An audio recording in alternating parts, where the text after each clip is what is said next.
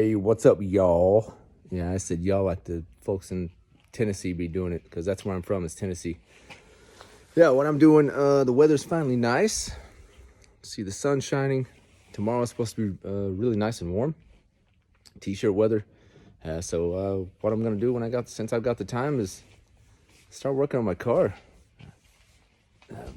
So tomorrow I'm gonna be putting some stuff on I've been waiting for a long time. Hopefully I can get it all done in one day, maybe 2 days, probably more like 2 days.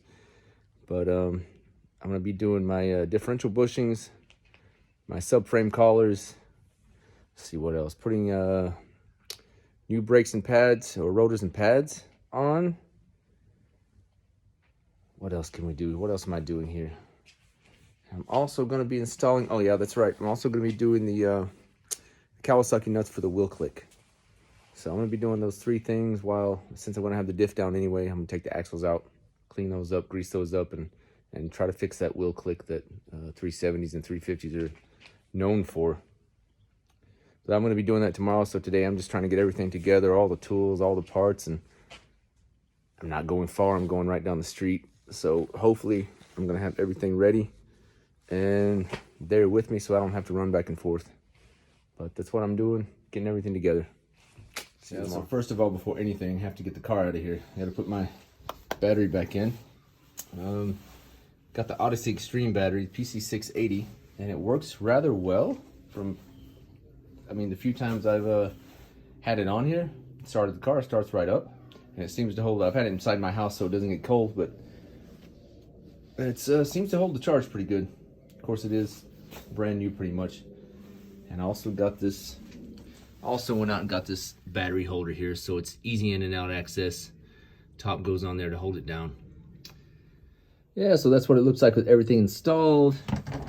One thing I don't really like about this battery hold down is these Allen nuts, which back here is convenient, I guess. I mean, it doesn't really take that long to take it off, but it would be awesome if it was more like a Phillips type screwdriver, so you don't have to go searching for a freaking Allen key every time.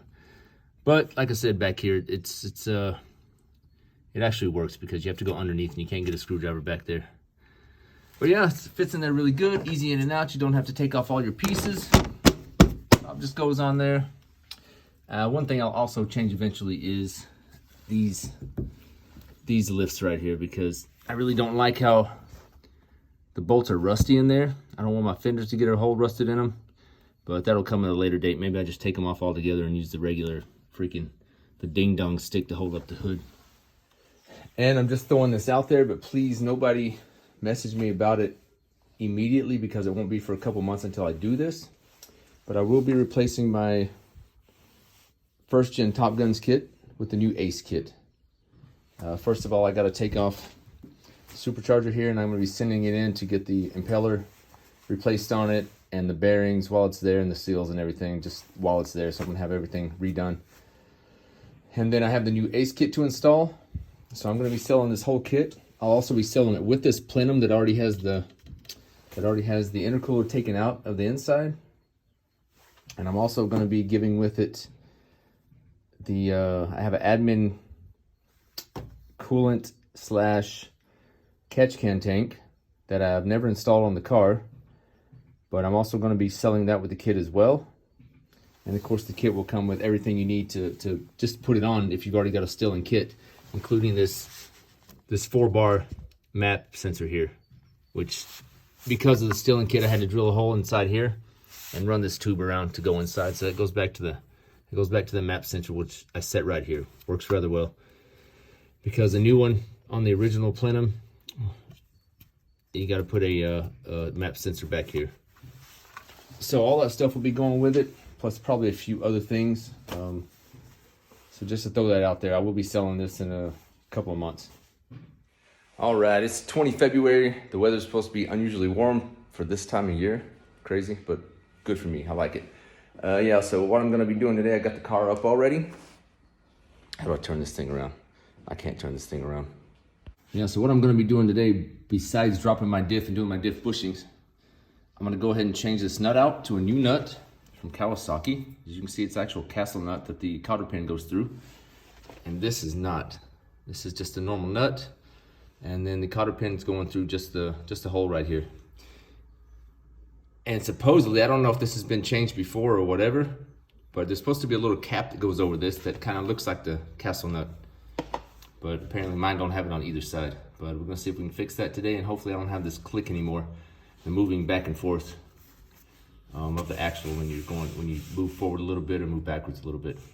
So I'm gonna take these off first, and then I'm gonna move on to my diff and go ahead and pull the whole axle out so I can just lube it up and everything, clean it up, and put it back on.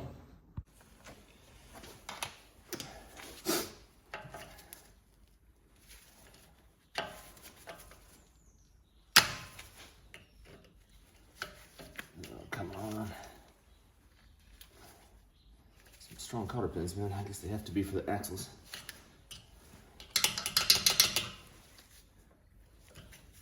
You've been in here for a while. So, first time ever doing this. Don't forget your power tools.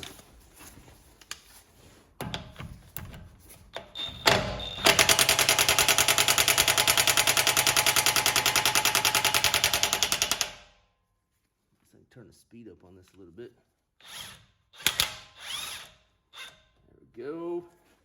Don't forget to use your gloves so you don't get cancer, COVID, some bullshit like that. And it keeps your hands clean.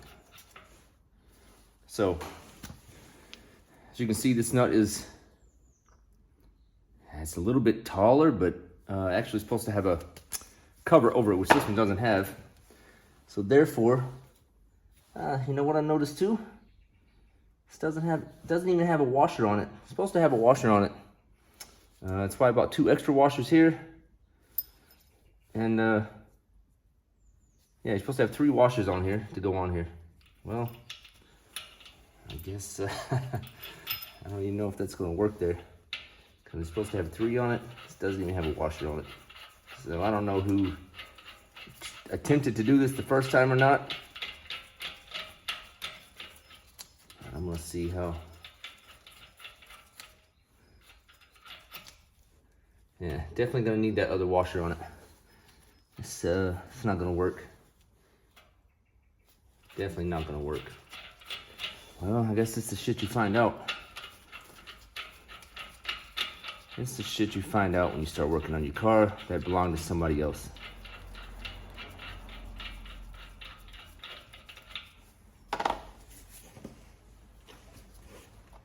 So I'm not really sure what was done here, but I went ahead and put, because what I'm gonna need, I don't know if these axles are a little bit longer or if they're original or whatever, I don't know. But what I'm gonna need is, instead of 3, from what everybody said on YouTube that I've seen, is I'm gonna need 4 of these washers. And of course it didn't even have a washer on it to start with like it's supposed to, and it looks like a total different nut. But I went ahead and put 1 washer on, and I haven't torqued it down yet, but I'm gonna torque it down. And it should be a little closer with the cotter pin like it's supposed to be, to go in there and be a little tighter against the nut. But I guess I'm gonna have to order some more of these washers from Nissan, and I'm gonna need, I guess, 8 of them. So 4, well, actually, I guess I only need 4 more. So I've already got 6 of them here, or 4 of them. So yeah, so I guess that saves me a little work today. I don't have to take the axles out. I'm gonna be redoing my brakes here in a couple of weeks or a month or so. Well, not my brakes, but my suspension anyway. Changing out all this old suspension, putting KW coilovers on, and I'll go ahead and do it then. Yeah, so just like working on cars, everything started out pretty good with these fucking axle nuts. So I'm moving on to the diff, and of course, all kinds of shit have to come out. I gotta take the exhaust off from here. I gotta take the sway bar off. Probably gonna have to take this brace off. And yeah, and then I can finally get to the diff and start taking this off. See what happens. Don't forget your eye protection, like I did. So, finally got the diff out. Wasn't too bad. I think the most work was trying to get these clips out. And also in the middle, on the subframe, are also some clips I broke, so I'm just gonna zip tie these back down. And also don't forget to cover your tube, because you gotta turn this thing upside down to get the bushings in, these front bushings here. And yeah, this way your fluid doesn't leak out.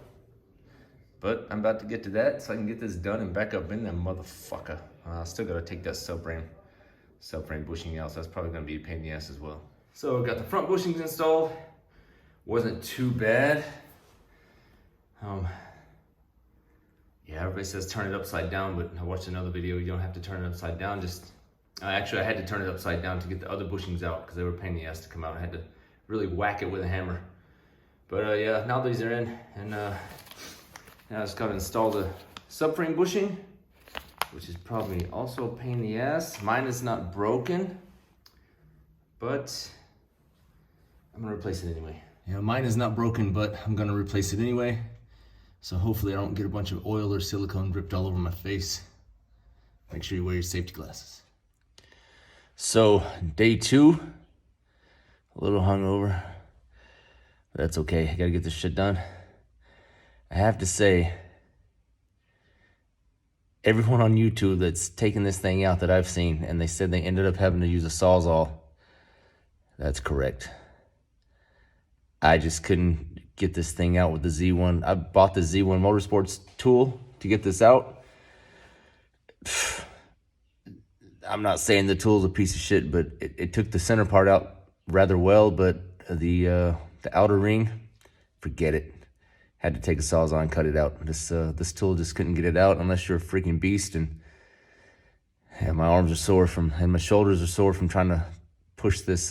Plus, there's not enough space, a lot of room under here anyway. But it's in there, finally. So I hope I don't have to do it again. So I hope I never have to do this job again. What a pain in the ass, really. Recommendations: if you plan on changing your bushings, your differential bushings,